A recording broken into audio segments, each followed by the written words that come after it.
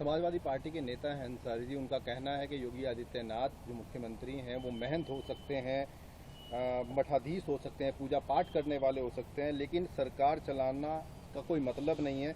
यहाँ तक कि वो गांव के प्रधान बनने लायक भी नहीं है। ये अफजाल जी का अपना निजी बयान है। जिस व्यक्ति को जनता ने चुना है और जो लंबे समय से 7 साल से सरकार चला, वो अलग है कि हम उनकी नीतियों के विरोध करते हैं, लेकिन संवैधानिक ताकत उनके पास है, जनता ने उनको मैंडेट दिया है। तो इस तरह की बातें करना मैं समझता हूँ कहीं तक मैं उनकी बात से सहमत नहीं हूँ।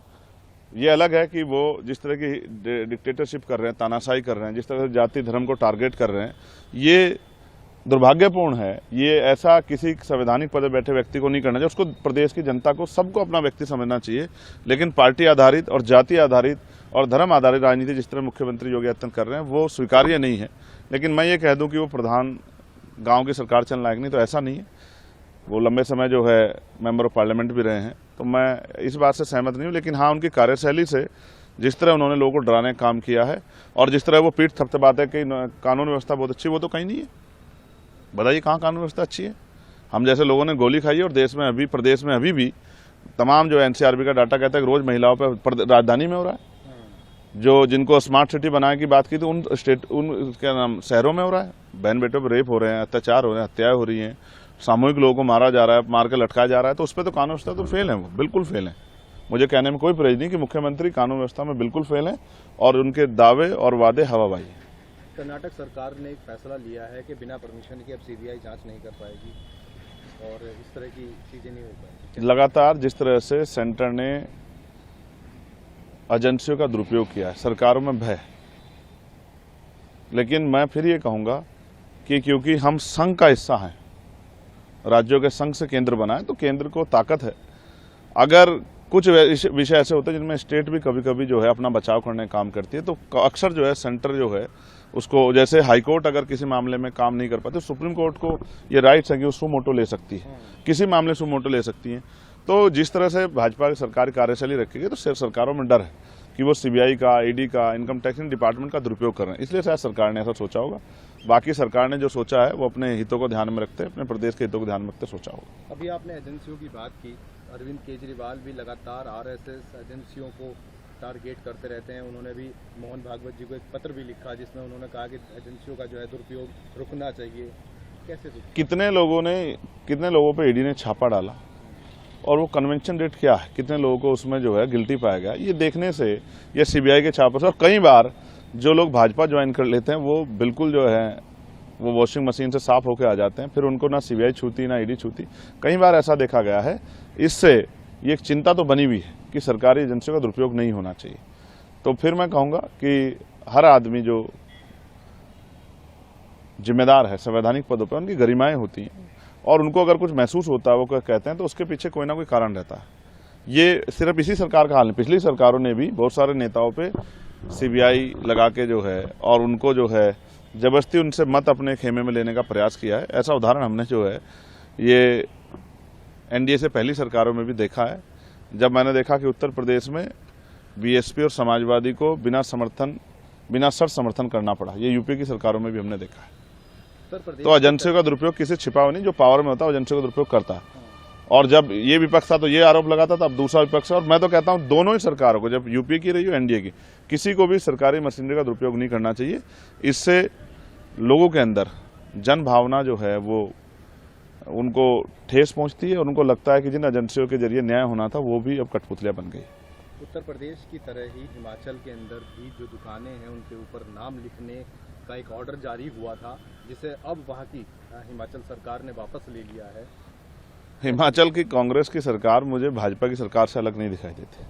जिस तरह की उनकी कार्यशैली और जिस तरह से वहाँ मुसलमानों पे जानबूझ के जो है उनको परेशान किया जा रहा है, उनके धार्मिक स्थलों को कुचला जा रहा है, तो कई बार ऐसा लगता है कि हिमाचल कांग्रेस या उनकी सोच जो है वो भारतीय जनता पार्टी से मिलती जुलती है। उन्होंने ये ऐसा फैसला लिया क्यों और फिर उसको वापस लिया क्यों? ये कंट्रोवर्सी क्रिएट करने का काम किया है। जो भाजपा चाहती है कि ये पोलराइजेशन हिंदू मुसलमान की राजनीति चलती रहे, उसी का एक हिस्सा जो है मुझे ऐसा लगता है कि वहाँ की गवर्नमेंट बन रही है।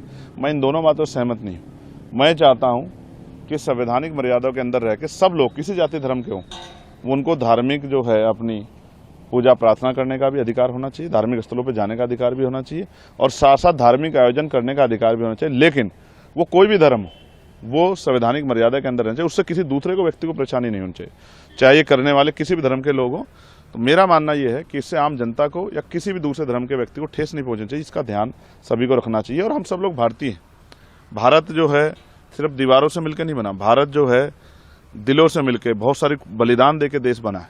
अंग्रेजों से आज़ादी एक दिन में नहीं आई, लाखों लोगों की कुर्बानियां हैं देश के साथ। तो उनकी भावनाओं को भी समझना पड़ेगा कि उन्होंने आज़ादी क्यों चाहिए थी। अगर आज भी आज़ादी जैसा अवसर नहीं मिल रहा है या आज़ादी जैसा माहौल नहीं, तो ये हम सब के लिए चिंता का विषय है। देखिए, फिर मैं कह रहा हूँ, जैसे हमने प्राइवेट सेक्टर में रिजर्वेशन की मांग की थी पार्लियामेंट में, मैं इसमें बिल भी लेके आया था। उन्हीं चीज़ों को सरकार समझ रही है कि कल इस पर बहुत बड़े आंदोलन होंगे और एक जन समर्थन चंद्रशेखर आजाद के पक्ष में तैयार होगा।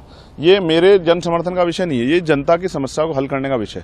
हम इसीलिए जो है पार्लियामेंट में हैं कि ग्रामीण क्षेत्रों में जो महिलाएं हैं, पुरुष हैं, जो रोजगार से जुड़े हुए हैं, जो तमाम तरह परेशानियां फील कर रहे हैं, हम जमीन पर रहते हैं, तो हमें पता है उनकी समस्या क्या है। इसलिए मैंने ये मांग उठाई थी और सरकार इसको सख्ती से लागू कराए और अंतिम व्यक्ति को इसका लाभ मिले, गांव में रहने वाले किस मजदूर को भी और कंपनियों में काम करने वाले वर्कर को भी। कहीं 7,000 रुपये, कहीं 8,000, 10,000 रुपये, 12-12 घंटे काम ले रहे हैं, कॉन्ट्रैक्ट वालों से 15-15 घंटे काम कर रहे हैं, ले रहे हैं, और वेतन क्या दे रहे हैं, 10,000 रुपये, 12,000 रुपये।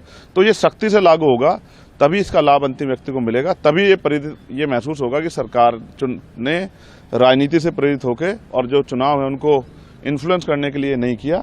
सरकार की मंशा आम लोगों को लाभ देने की, और सरकार ने हमारी मांग से सरकार घबराई है। उनको एहसास है अगर ये मांग पूरी नहीं हुई तो इसके बाद फिर बड़ा आंदोलन होगा।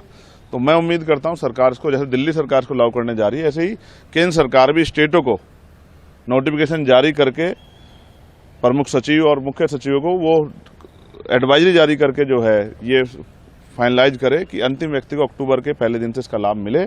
और अब 300-400 रुपये पे जबरदस्ती लोगों पे मजदूरी ना कराई जाए, उनको 783 रुपये वेतन जो है प्रतिदिन के हिसाब से मिले। केंद्रीय मंत्री नितिन गडकरी जी का कई बार बयान आया है कि मुझे प्रधानमंत्री बनाने के लिए कुछ लोग वो करते हैं, लेकिन मैं नहीं बनना चाहता, मैं आम कार्यकर्ता हूं। कैसे देखते हैं, क्या कहेंगे इस बयान को? देखिए, सभी की महत्वाकांक्षा होती है कि उनको देश चलाने का मौका मिले। उनकी सरकार है, सरकार अगर चाहे, उनका ग्रुप चाहे तो उनको बना सकता है। वो एक अच्छे आदमी है और जिस तरह से रोड पे उन्होंने काम किया है वो सराहनीय है, उसको नजरअंदाज नहीं किया जा सकता। जिस तरह से आज चारों तरफ जो है हाईवे का एक जाल उन्होंने बनाया है, वो अलग बात है कि उन हाईवे में भ्रष्टाचार भी उन्हीं के लोग बहुत कर रहे हैं और उनमें जमीनों की खरीद फरोख्त में भी भ्रष्टाचार हुआ है।